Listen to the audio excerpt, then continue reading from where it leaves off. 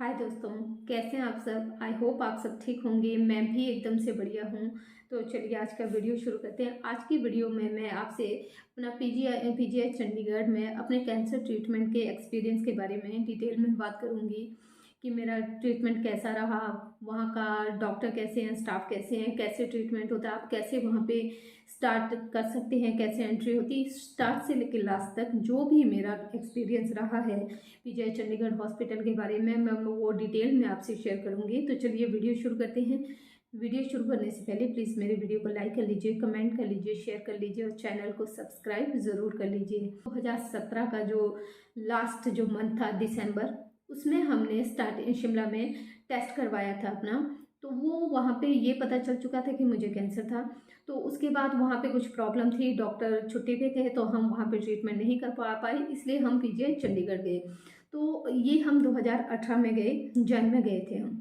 तो जनवरी में 2018 में गए थे। तो फिर उन्होंने वहाँ पे फिर वही सबसे पहले क्या होता है, आपको एंट्री करवानी होती है, अपना रजिस्ट्रेशन करवाना होता है। जो ग्राउंड फ्लोर पे है नीचे, वहीं पे वहाँ पे आपकी नंबर लगे होते हैं कि इस नंबर पे इस चीज़ का होगा, उस नंबर पे उस चीज़ का होगा।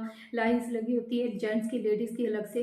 तो वहाँ पे एंट्री करवाएंगे। एक बार आपका कार्ड बन गया तो सब कुछ ईजी होता है। फिर वो आपको सब कुछ खुद बताएंगे कि आपको इस फ्लोर पे जाना है, इस फ्लोर पे आपके डॉक्टर बैठेंगे, इस रूम में ये रूम नंबर इतना होगा, यहाँ पे आपको जाना है। तो वो सब कुछ आपको बताएंगे।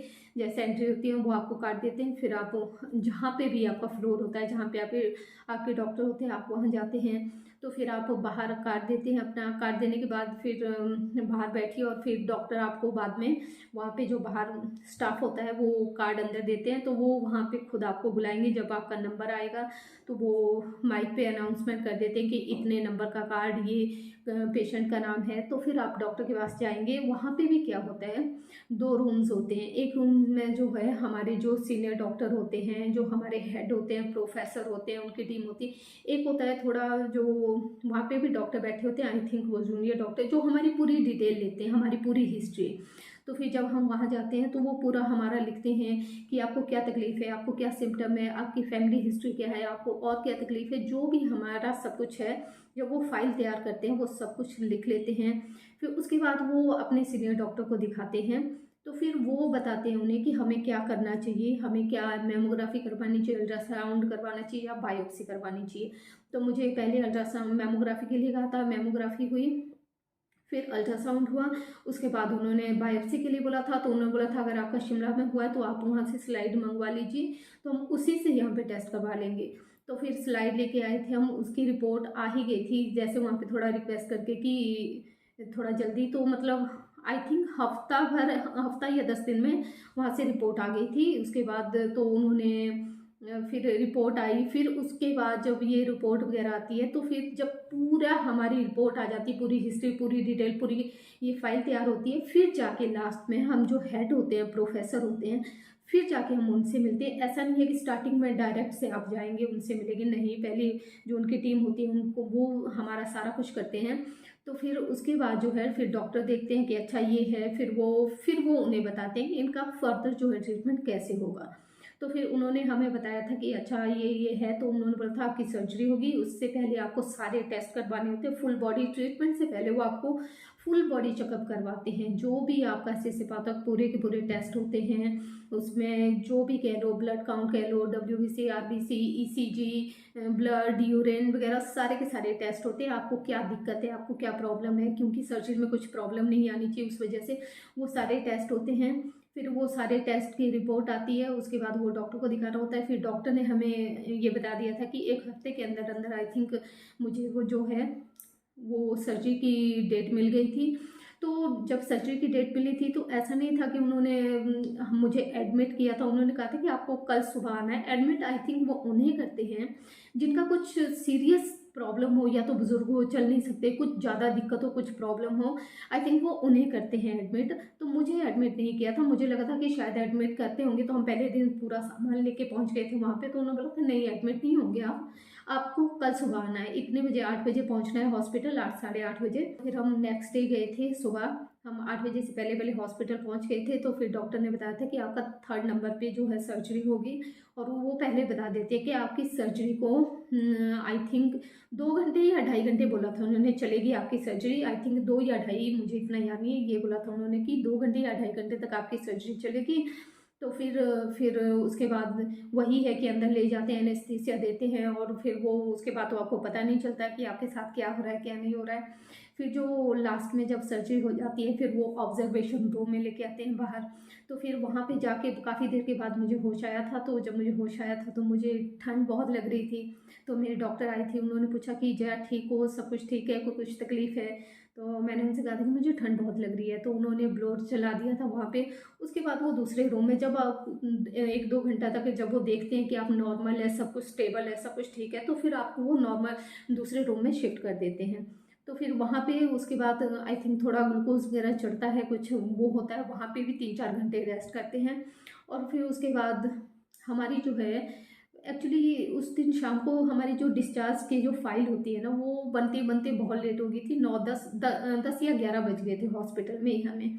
हम डॉक्टर से कह भी रहे थे कि अब इतने रात को हम कहाँ जाएंगे, तो उन्होंने बोला सॉरी, वो आपकी वो फाइल बनते बनते ना थोड़ा टाइम लग गया, डिस्चार्ज की जो वो फॉर्मेलिटीज़ करनी होती है। तो फिर वो हुआ, तो फिर उसके बाद हम घर आए। उसके बाद डॉक्टर ने नेक्स्ट डे हमें बुलाया था।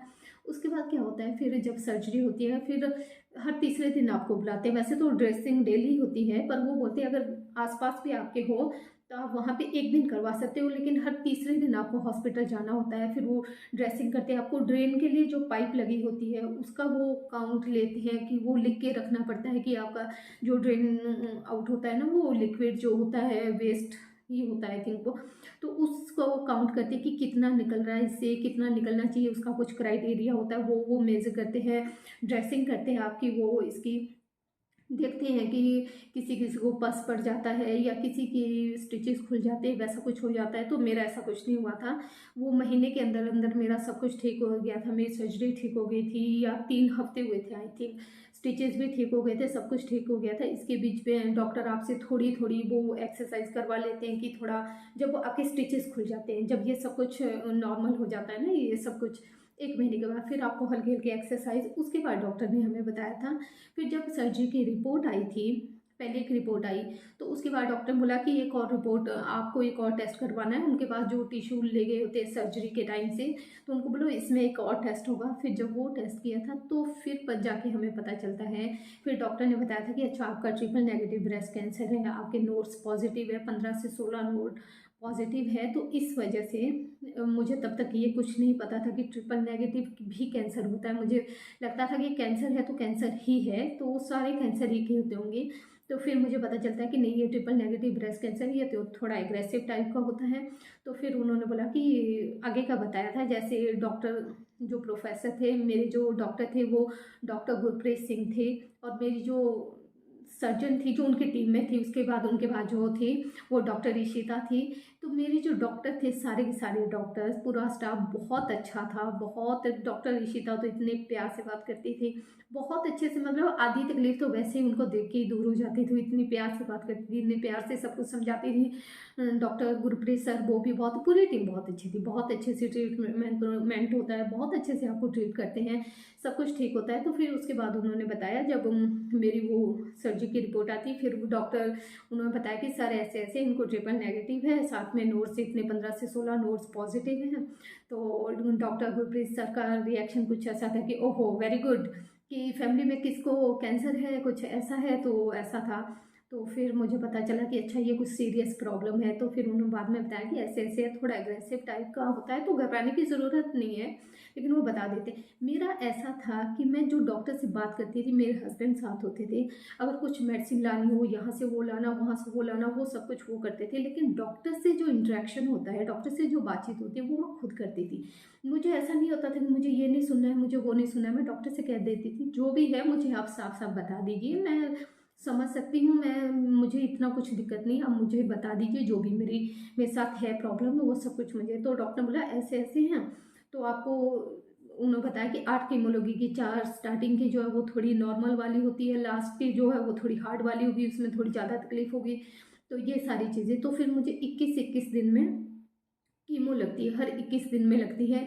स्टार्टिंग की कीमो थी, मैंने पहले भी आपको बता चुकी हूँ कि उसमें वही होता है कि मतलब वॉमिटिंग होना, लूज़ मोशन होना, सिर दर्द होना, पूरी बॉडी में दर्द होना और मतलब हर तरह की तकलीफ़, बाल जाना, नाखून काले पड़ जाना एकदम से, ये सारी चीज़ें थी। ये फिर भी ठीक थी, लेकिन जब 5th कीमो लगी थी मुझे, तो वो एक्सपीरियंस मैं आज तक नहीं भूल सकती। वो बहुत हार्ड थी, वो एक्चुअल में हार्ड थी।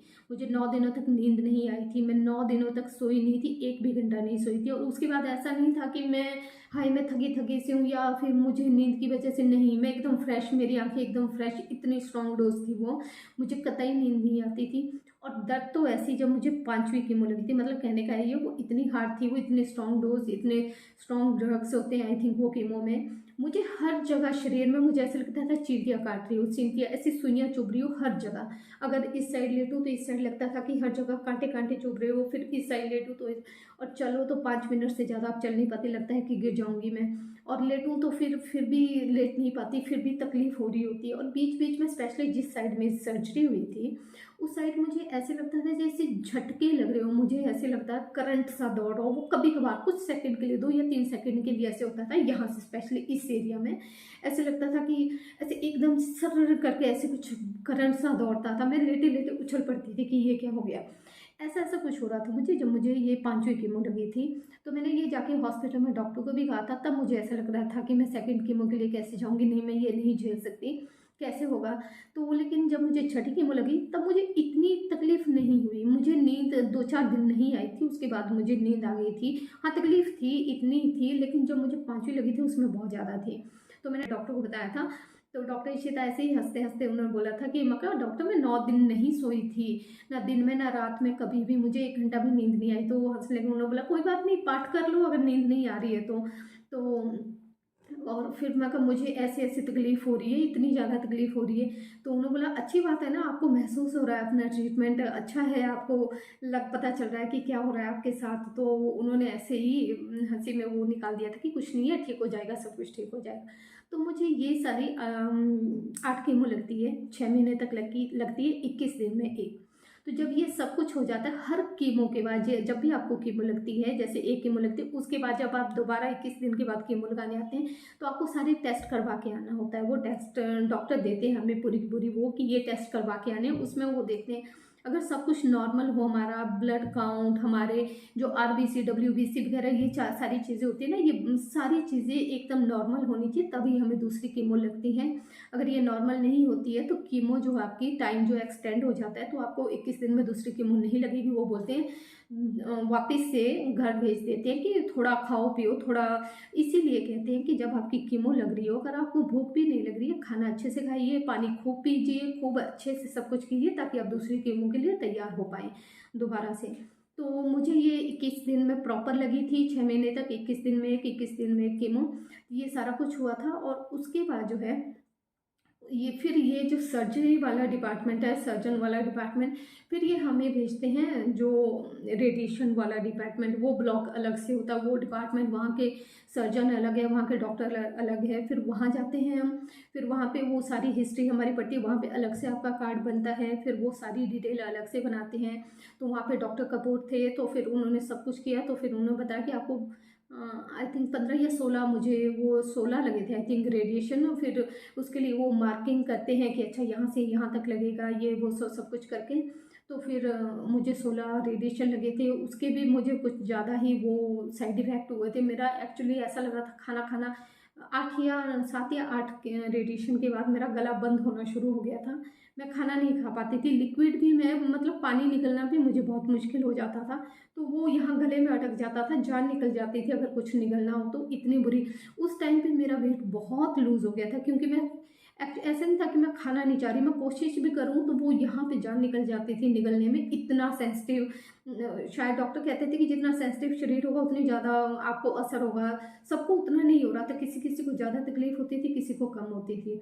तो ये सब कुछ होता था। तो फिर उसके बाद जो है उन्होंने, फिर मुझे लगा कि अब हो गया, फिर उसके बाद उन्होंने बोला था अब आपकी जो है फिर से वो सारे टेस्ट करवाते हैं ना कि रेडिएशन के बाद आप ठीक हैं, सब कुछ ठीक है, वो सारे टेस्ट। उसके बाद उन्होंने फिर बोला था कि अब आपको परसों आना है, फिर अब आपको फिर से वो एडमिट होके फिर आपकी सर्जरी होगी। फिर मुझे समझ नहीं आया कि अब क्या सर्जरी होगी। फिर उन्होंने बोला मुझे कि आपको जो है ना एक सर्जरी होगी, अभी आपको फिर से कुछ मेडिसिन देनी है। मैंने बोला हो तो गया अब तो सब कुछ। उन्होंने बोला आपकी जो जड़ है ना कैंसर की, उस पर हम कुछ दवाई डालेंगे, उस पर एक तरह से आप या तो ये समझिए कि आपको इंटरनल रेडिएशन दे रहे हैं, या तो ये समझिए कि आपके जो कैंसर की जड़ है वहाँ पे हम उससे ख़त्म करना चाहते हैं। तो उसके लिए उन्होंने सर्जरी की, जैसे मैं पहले की वीडियो में बता चुकी हूँ। वहाँ पे उन्होंने कुछ 5 या 6 कितनी वो पाइप होती है, कुछ निडल कहते हैं उन्हें, वो यहाँ पे इम्प्लांट कर दी थी इस एरिया में।